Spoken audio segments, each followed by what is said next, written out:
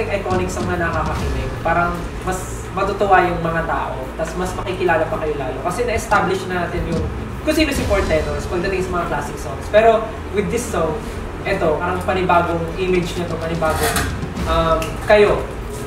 No judgment to Parang gawin nyo kung anong gusto nyo gawin. Ready po kayo? No.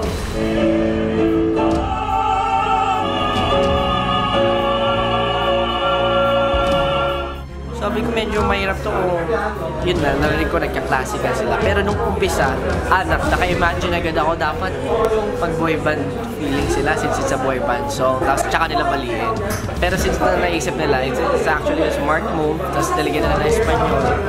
Nakaka-entertain. Yun yung yun yung importante kasi being a performer means not just, alam mo yun, showcase lang ng pagalingan. It also means na na-entertain mo yung mga viewers. And I think smart move talaga itong napili nila. Ginawa nilang concept. Na-overwhelmed ako sa lahat ng harmonization nyo. Sobrang power and until the end, powerful lahat. So gusto ko lang marinig yung dynamics. Gusto kong tumatak is merong kumanta nito na sobrang ibang-iba sa original. Yun yung gusto ko na pagka sinabi, ano naman kumanta nito? Oo, yung Four Tenors pa naman kung paano nila binali. Yun yung gusto kong magawa nyo.